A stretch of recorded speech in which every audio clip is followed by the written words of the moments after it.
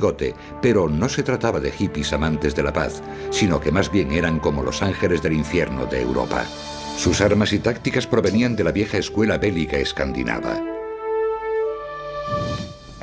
Harold tenía un cuerpo personal de guerreros denominados huscarles. Aunque por lo general iban a caballo a la batalla, al llegar desmontaban y peleaban a pie. Eran hombres muy disciplinados y no temían a nada. Eran como el cuerpo de marines de Harold. Una de sus armas era el hacha de mango largo, un arma grande y robusta, con mango de más de 1 metro y hoja de acero de 30 centímetros. Esto podía emplearse de varios modos.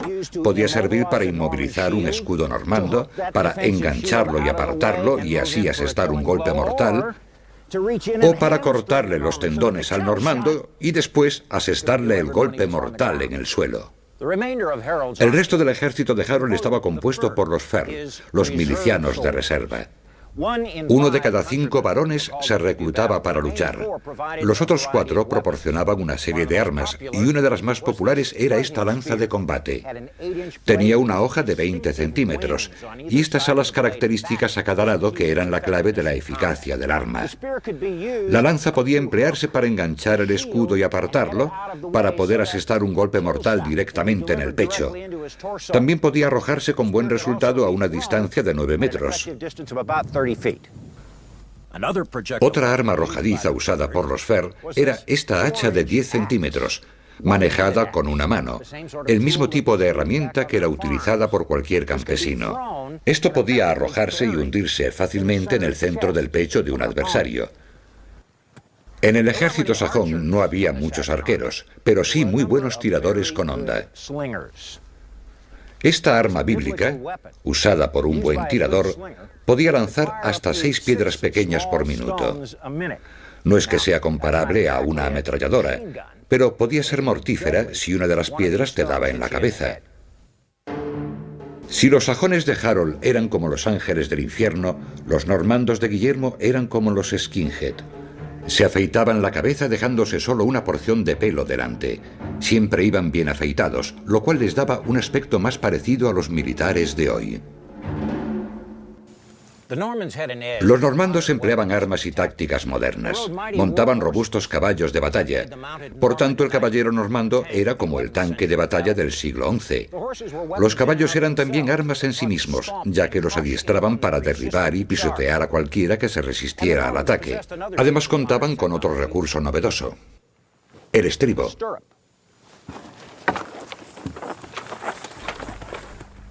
El estribo permitía que los jinetes pudiesen cabalgar de pie, cargando así todo el peso del cuerpo en cada golpe con la espada o los ataques con la lanza de combate.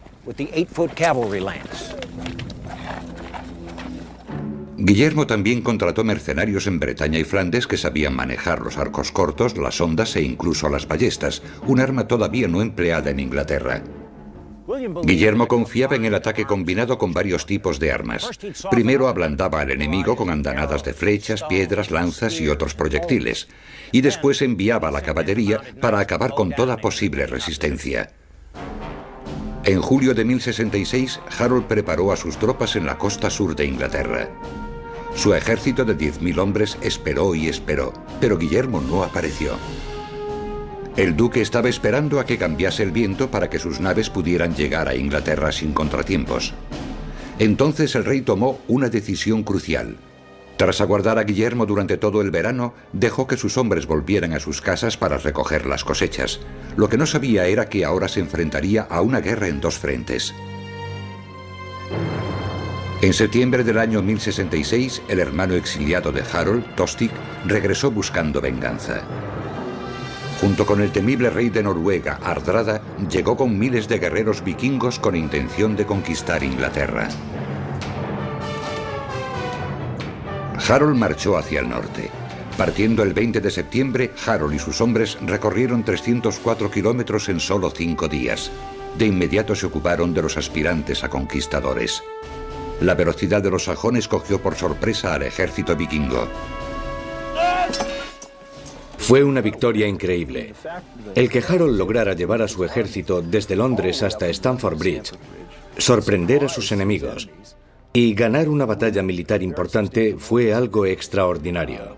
Es otro detalle que confirma lo buen general que era Harold. El 28 de septiembre, Guillermo y sus 8.000 hombres atracaron en la bahía de Pevensey. Habían surcado el mar en otoño con intención de sorprender a Harold. Esta invasión de Inglaterra por parte de Normandía fue la mayor desde la de los romanos acaecida 1000 años antes, y no tendría parangón hasta el día D, casi 900 años después. Con todo, la gran aparición de Guillermo no fue como había planeado. La llegada de Guillermo a la bahía de Pevensey fue casi desastrosa.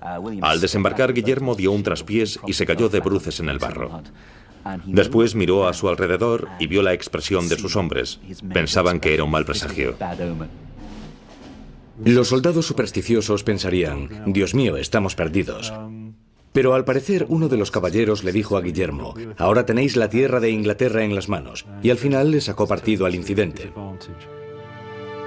A Guillermo le parecía increíble su suerte. No encontró oposición alguna al llegar. Rápidamente desembarcaron todos los soldados, los caballos, las armas y los suministros, y después acamparon en el emplazamiento de un antiguo fuerte romano. Solo días después se enteró Harold de que Guillermo había llegado a Inglaterra. Seguramente se sentiría angustiado. Tendría que librar su batalla más importante otra vez. Harold reformó lo que quedaba de su maltrecho ejército y marchó de vuelta a Londres para defender la ciudad. Solo se detuvo para rezar en la abadía de Waltham, donde pidió ayuda a Dios para defender su reino. El ejército de coalición de Guillermo entonces centró su plan de ataque en el sur de Inglaterra. Violaron, incendiaron y mataron a todo el que se les interpuso para obligar a Harold a enfrentarse a ellos en combate abierto. Guillermo acampó en Hastings sabiendo que un ataque inmediato contra la capital sería imprudente. Envió espías para averiguar dónde se ocultaban los sajones. Entretanto, Harold estaba en Londres reuniendo un nuevo ejército cuando se enteró del ataque contra el sur. En contra de la opinión de sus consejeros, Harold condujo en persona a 8.000 veteranos otros 160 kilómetros hacia el sur, hasta una colina en las afueras de Hastings llamada Sandlash. Posteriormente recibiría el nombre de Senlac, lago de sangre. La velocidad y la sorpresa les habían dado la victoria en Stamford Bridge, y tal vez esa táctica volvería a funcionar. Harold alineó a sus hombres en la cima de una pendiente, lo cual le daba ventaja táctica.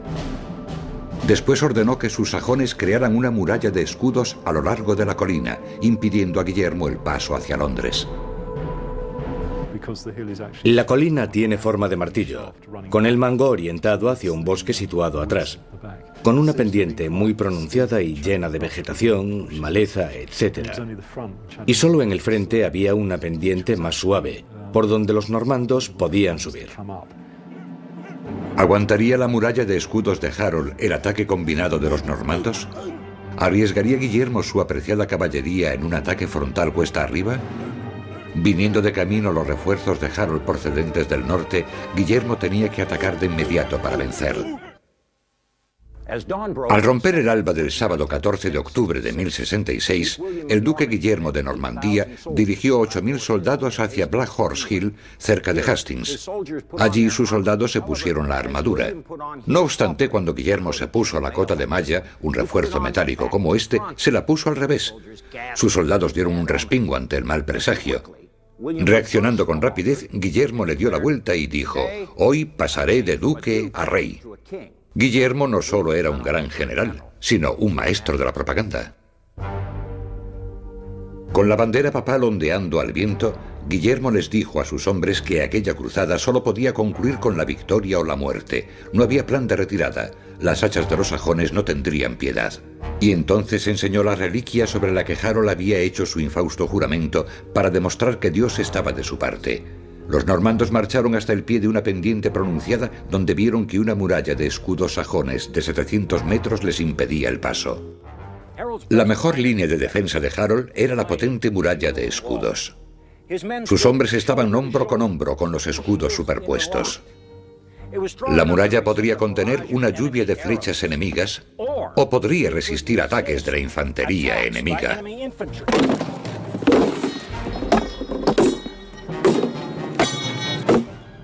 Por tanto, si los sajones eran disciplinados y aguantaban el tipo, esa muralla era prácticamente inexpugnable. Añadamos a eso lanzas asomando por los huecos de la muralla y tendremos un obstáculo que ningún soldado normando desearía atacar, sobre todo después de correr cuesta arriba con cota de malla. El valor y la fortaleza de aquellos hombres era increíble. Guillermo distribuyó a sus hombres en 3 grupos. Las tropas de Bretaña estaban a su izquierda, Guillermo y sus normandos en el centro, y los franceses y flamencos en el flanco derecho. En cada división había arqueros delante, después la infantería con espadas y lanzas y las unidades de élite, la caballería, detrás. El terreno era pantanoso y la única opción de Guillermo sería un ataque frontal y cuesta arriba. La muralla de escudos sajones estaba a menos de 180 metros de su línea de vanguardia y su objetivo, el rey Harold, a solo 270 metros, protegido por sus guardaespaldas personales, los huscarles. Harold debía de gozar de gran respeto, ya que había vencido a Hardrada, que en Inglaterra era probablemente más temido que Guillermo. En mi opinión, hasta el año 1066, Harold fue el mejor líder militar de la época. El ejército de Guillermo es uno de los más eficaces y de los más temidos. Cuando llega a Inglaterra en el 1066, el duque ya posee una larga carrera militar y nunca ha sufrido una derrota.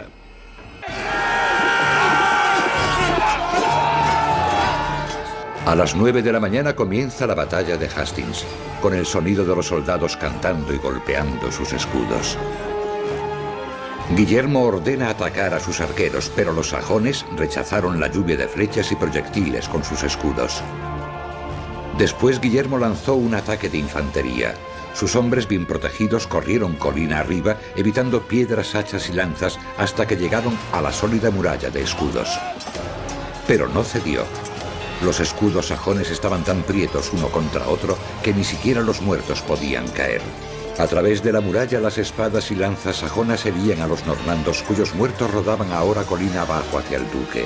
Entonces Guillermo ordenó que atacasen los caballeros. Ambos bandos habían estado esperando este momento. Fue el enfrentamiento entre las tácticas modernas de Europa y el estilo antiguo de combate escandinavo.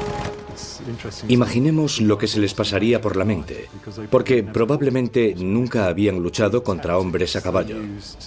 Las tácticas usadas en el siglo XI se basaban más en el ataque en grupo con un comandante al frente, y se usaba la lanza arrojándola o acometiendo con ella.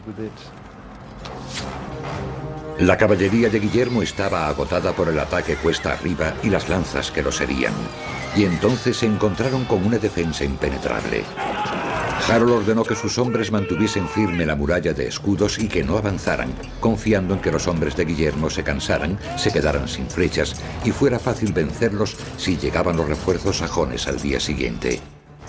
Les asombró la variedad de objetos que les arrojaban desde detrás de la muralla de escudos. Mazas, hachas, cualquier cosa que tuviesen a mano se la lanzaban a los normandos. E incluso también a sus propios compañeros, porque si un normando lograba penetrar un poco en la muralla de escudos, tiraban de él, lo mataban y después arrojaban su cadáver contra sus compañeros al grito de ¡fuera, fuera! A mediodía, después de 3 agotadoras horas de combate, la muralla de escudos seguía firme. Montones de hombres muertos impedían el paso a la caballería de Guillermo. Los bretones se hartaron y empezaron a retirarse colina abajo. Eso dejó peligrosamente expuesto el flanco izquierdo de Guillermo y a su vez provocó el pánico entre los normandos, que huyeron de inmediato. Desobedeciendo a Harold, varios centenares de sajones rompieron la formación y persiguieron al enemigo en busca de gloria. De repente se propagó un rumor, que Guillermo había caído. No es que sea comparable a una ametralladora, pero podía ser mortífera si una de las piedras te daba en la cabeza.